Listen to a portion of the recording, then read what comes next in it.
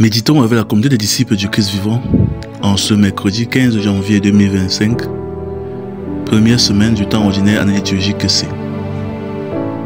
Évangile de Jésus-Christ selon saint Marc au chapitre 1, versets 29 à 39. En ce temps-là, aussitôt sortis de la synagogue de Capharnaüm, Jésus et ses disciples allèrent avec Jacques et Jean dans la maison de Simon et d'André.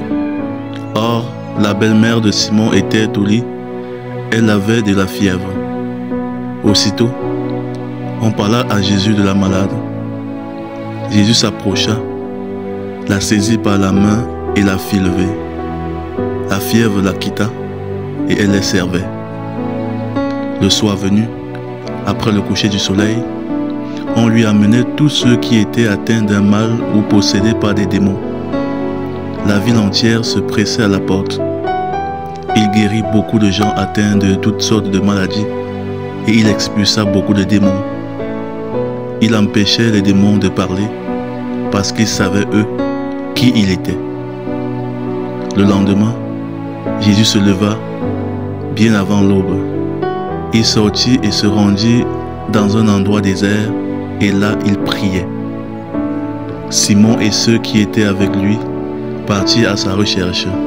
Ils le trouvent et lui disent: « Tout le monde te cherche. » Jésus leur dit: « Allons ailleurs, dans les villages voisins, afin que là aussi je proclame l'évangile, car c'est pour cela que je suis sorti. » Et il parcourut toute la Galilée, proclamant l'évangile dans leur synagogue et expulsant les démons. Acclamons la parole de Dieu. Méditation. Rendons gloire et louange à Dieu en ce jour pour sa bonté infinie et son amour incommensurable. En méditant sur cet extrait de l'Évangile selon saint Marc, nous contemplons la puissance de Jésus-Christ qui guérit les malades et libère les possédés.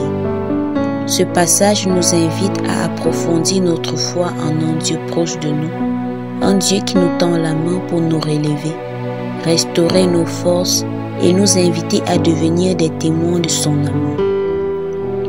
Dans ce passage, Jésus consacre une journée entière à guérir tous ceux qui viennent à lui, portant leurs souffrances physiques et spirituelles. Il ne renvoie personne sans leur apporter soulagement et espoir. Parmi ces guérisons, la belle-mère de Simon nous offre un bel exemple de réponse à la grâce divine. Immédiatement après avoir été guérie par Jésus, elle se lève et se met au service des autres. Cet acte de service souligne que la guérison véritable, celle que Dieu opère en nous, ne se limite pas à la restauration de notre corps.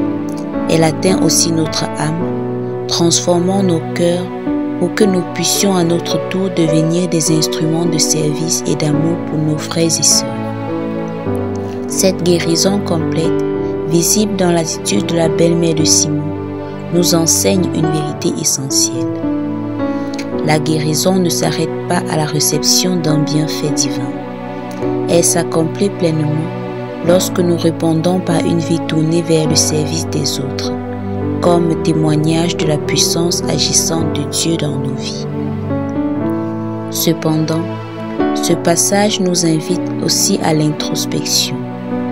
Trop souvent, nous portons des blessures invisibles, des souffrances intérieures que nous n'osons pas présenter au Seigneur.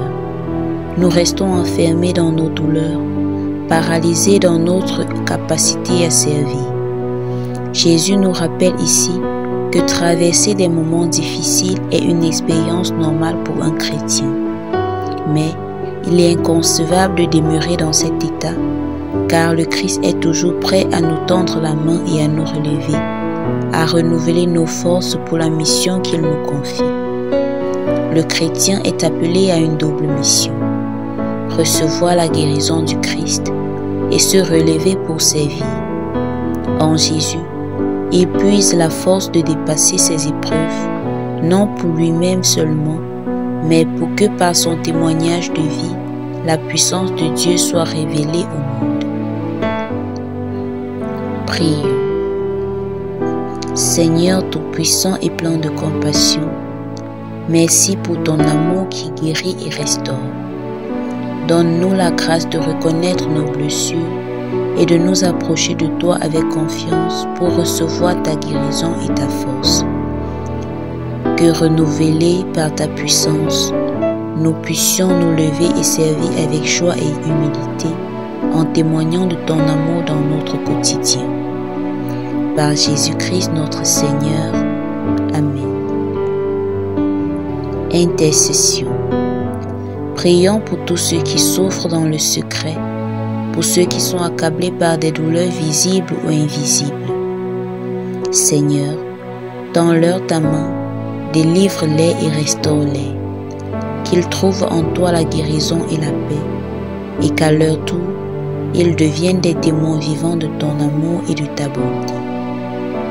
Sainte Vierge Marie, Mère de Jésus et notre Mère, intercède pour nous et pour tous les souffrants. Exercice spirituel. Prenons un temps de silence pour nous approcher de Dieu dans la prière. Présentons-lui nos blessures, nos inquiétudes et notre vie entière. Demandons-lui de nous guérir et de nous rendre aptes à servir avec amour et persévérance. Dans ce moment d'intimité, ouvrons nos cœurs et laissons-le renouveler nos forces pour marcher à sa suite. Que le Christ, notre guérisseur et libérateur, nous accompagne sur ce chemin de foi et de service. Loué soit Jésus-Christ.